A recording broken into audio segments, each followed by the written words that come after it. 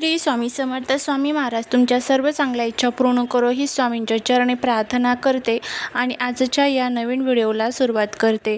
हिंदू धर्मात अमावस्येला विशेष महत्त्व दिले जाते आणि त्यातही चैत्र महिन्याची अमावस्या ही हिंदू नवीन वर्षातील पहिली अमावस्या असल्याने ती अत्यंत फलदायी मानली जाते. यंदा 17 एप्रिल रोजी चैत्र अमावस्या येत आहे. आजच्या या व्हिडिओमध्ये आपण पाहणार आहोत अमावस्येचा शुभ मुहूर्त, या दिवशी काय करावे, काय टाळावे, कोणत्या चुका टाळाव्यात आणि सर्वात महत्त्वाचं या दिवशी अतिशय प्रभावी असा आपल्याला हा एक उपाय करायचा आहे. हा उपाय जर आपण केला तर शत्रू तुमच्यासमोर लोटांगण घालेल, घराची, पतीची, मुलांची खूप प्रगती होईल. असा हा प्रभावी उपाय कसा करायचा याबद्दलची संपूर्ण माहिती आज या व्हिडिओमध्ये मी तुमच्यासोबत शेअर करणार आहे.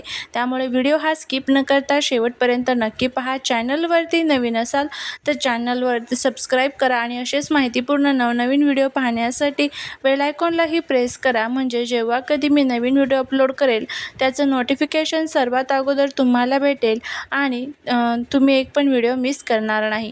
त्याचबरोबर कमेंटमध्ये श्री स्वामी समर्थ लिहायला अजिबात विसरू नका.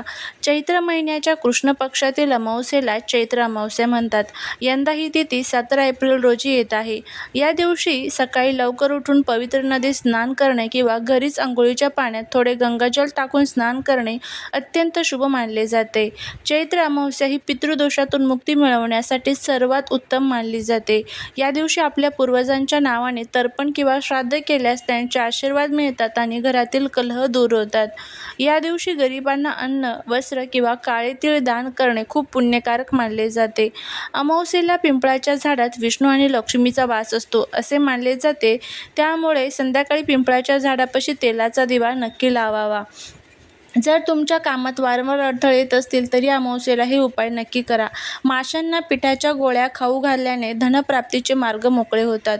अमावस्येच्या दिवशी काळ्या कुत्र्याला तेल लावलेली भाकरी खाऊ घातल्याने राहुकेतूचे दोष कमी होतात. घराचा मुख्य दरवाजावर आणि तुळशीजवळ दिवा लावल्याने नकारात्मक ऊर्जा दूर होते. अमावस्येच्या दिवशी काय करू नये? अमावस्येच्या दिवशी मांस, मदिरा आणि तामसिक अन्नाचे सेवन करू नका. कोणाशी वाद घालू नका किंवा अपशब्द बोलू नका. अमावस्येच्या रात्री उशिरापर्यंत बाहेर निर्जन ठिकाणी फिरणे टाळावे, कारण या काळात नकारात्मक शक्ती अधिक सक्रिय झालेल्या असतात. यंदाची अमावस्या खूपच खास आहे, कारण या दिवशी अनेक वर्षांनंतर अतिशय दुर्मिळ आणि शुभ योग जुळून येत आहे. हे योग नेमके कोणते आहेत आणि या दिवशी काय केल्याने तुम्हाला अक्षय पुण्याची प्राप्ती होईल हेही आपण आज पाहणार आहोत. त्यामध्ये चैत्र अमावस्येला विक्रमी अमावस्या असंही म्हणतात, कारण पहिले पितृ कार्य या दिवशी केले जाते. पापमुक्ती आणि स्नान या दिवशी केले जाते. मानसिक शांतीसाठी चंद्र जर कमजोर असेल तर या दिवशी साधना केल्याने त्याचं फळ आपल्याला प्राप्त होतं.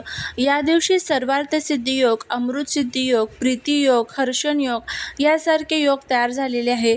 या शुभ योगांच्या प्रभावामुळे या दिवशी केलेले दान, जप किंवा नवीन कामाचे नियोजन तुम्हाला दुप्पट फळ देणारे ठरू शकते. या दिवशी सकाळी सूर्याला अर्घ्य देऊन पितरांचे स्मरण करावे. 7 प्रकारचे धान्य किंवा तीळ दान करावे. संध्याकाळी दक्षिण दिशेला मुख करून घराबाहेर एक यमाचा दिवा आणि पितरांच्या नावाने दिवा लावा. यामुळे घरातील नकारात्मकता दूर होईल. चैत्र अमावस्या हा दुर्मिळ योग आपल्या आयुष्यात सुख समृद्धी घेऊन येतो. त्यामुळे ह्यासारख्या छोट्या छोट्या गोष्टी ज्या आहेत तर त्या आपल्याला आवर्जून करायच्या असतात. या दिवशी काही प्रभावी उपाय केले जातात, कारण बघा, या दिवशी पृथ्वी तलावरती जे विष्णू तत्व, लक्ष्मी तत्व असतात तर जास्त प्रमाणामध्ये सक्रिय असतात आणि या तत्वांमध्ये ज्या वेळेस आपण काही उपाय करतो त्यावेळेस त्याचे खूप चांगला फायदा जो आहे तर तो आपल्याला होतो. या दिवशी ग्रहांची अशी स्थिती आहे जी तुमच्या आयुष्यातील संकटे कायमची दूर करू शकते.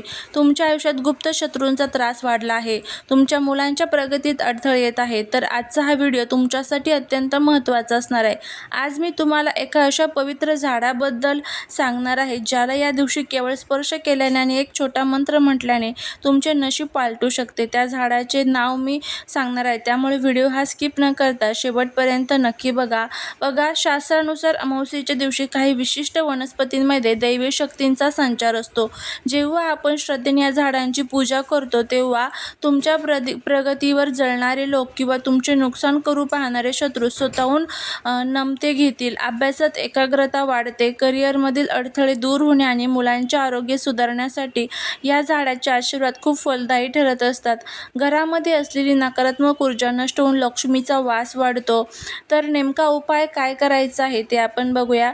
तर 17 एप्रिलला सकाळी लवकर स्नान करून घ्या, या झाडापाशी जा आणि बघा हा उपाय जो आहे तर तो जर घरामध्ये सुतक पिरियड्स असेल तर तुम्हाला करता येणार नाही. महिला पुरुष कोणी हा जो उपाय आहे तर ते करू शकतं, काही अडचण नाही. फक्त सुतक पिरियड्स असलेल्या घरामध्ये हा उपाय करता येणार नाही. तर त्यानंतर आपल्याला काय करायचं आहे, एक तांब्याभर पाणी घ्यायचं आहे. त्या पाण्यामध्ये तुम्हाला थोडंसं गाईचं कच्चं दूध जे असतं तर ते टाकायचं आहे. थोडेसे काळे तीळ तुम्हाला टाकायचे आहे. त्यानंतर तुम्हाला हे पाणी एक छान छोटासा दिवा घेऊन जायचा आहे आणि तुम्हाला ज्या झाडाजवळ जायचं आहे ते झाड आहे शमीचं झाड. बघा शमीचं जे हे झाड आहे तर ते शनिदेव आणि गणपती बाप्पांना अत्यंत प्रिय आहे. असे मानले जाते की प्रभू रामचंद्रांनी रावणावर विजय मिळवण्यापूर्वी शमीच्या झाडाची पूजा केली होती. म्हणून शत्रूवर विजय मिळवण्यासाठी या झाडाला स्पर्श करणे आणि त्याची पूजा करणे अमावस्येला खूप प्रभावी ठरत असते. तर शमीच्या झाडाबद्दल बघा, शमीच्या काट्यांमध्ये आणि पानांमध्ये नकारात्मक ऊर्जा खेचून घेण्याची शक्ती असते. जर मुलांची स्मरणशक्ती कमी असेल तर शमीचे एक पान गणपतीला अर्पण केल्यास बुद्धी तल्लख होते. हे झाड घराच्या ईशान्य कोपऱ्यात किंवा मुख्य दरवाजाच्या बाहेर लावल्यास घरात कधीही पैशांची कमतरता भासत नाही. ज्यांना 7.5 किंवा शनी दोष आहे त्यांनी अमावस्येला शमीच्या मुळाशी तिळाच्या तेलाचा दिवा लावल्यास मोठा दिलासा मिळतो. तर आता हा उपाय आपल्याला कशा पद्धतीने करायचा आहे तर बघा, हे पाणी घेऊन तुम्हाला त्या झाडाजवळ जायचं आहे. तिथे गेल्यानंतर आपल्याला त्या झाडाला हे पाणी अर्पण करायचं आहे. जो दिवा आणलेला आहे तर तोही अर्पण करायचा आहे. त्या खोडाला आपल्या दोन्ही हातांनी स्पर्श करा. स्पर्श करताना मनातल्या मनात तुमच्या मुलांचे प्रगती आणि शत्रू शांत व्हावेत अशी प्रार्थना करा. शक्य असल्यास या झाडाभोवती 7 प्रदक्षिणा घाला. यामुळे त्या झाडातील सकारात्मक ऊर्जा तुमच्या शरीरात प्रवेश करते आणि तुमच्या भोवती एक संरक्षक कवच तयार होते. त्यानंतर आता या झाडाचं 4 ते 5 पानं तुम्हाला घरी येताना आपल्या घरी घेऊन यायचे आहे. आणि बघा, मुलांच्या संबंधित जर अडचण येत असेल तर मुलांच्या बॅगमध्ये वगैरे हे पानं ठेवायचे आहे किंवा तुमच्या तिजोरीच्या ठिकाणी, पैशांच्या ठिकाणी किंवा घरामध्ये जर काही वाईट शक्ती आहे असं वाटत असेल तर एक लाल कलरचा कपडा घेऊन त्यामध्ये बांधून आपल्या मुख्य दरवाजाच्या उंबरट्याचा जो भाग असतो तर तिथे वरती तुम्हाला बांधायची आहे ही पोटली. तर अशा पद्धतीने हे छोटासा उपाय जो आहे तर तो आपल्याला या दिवशी करायचा आहे. अगदी साधा सोपा आहे बघा. या उपायामुळे कितीही प्रखर शत्रुदोष असेल किंवा तुमच्या घराची, पतीची, मुलांची प्रगती थांबलेली असेल, लक्ष्मी प्राप्ती घरामध्ये होत नसेल, अनेक संकटांचा आणि दुःखांचा तुम्ही सामना करत असाल किंवा वाईट शक्ती जी आहे तर त्या घरामध्ये प्रवेश करत असेल तर ह्या प्रभावी उपायाने ते सर्व त्रास जे आहे तर ते खूप लवकर दूर होण्यासाठी मदत होत असते.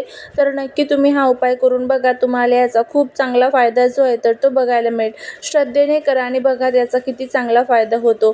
चाललेली सेवा ही महाराजांच्या चरणी रुजू करते. व्हिडिओ जर आवडला असेल तर लाईक, शेअर आणि सबस्क्राईब करायला विसरू नका. भेटूया पुढच्या एका छानशा नवीन व्हिडिओत. श्री स्वामी समर्थ.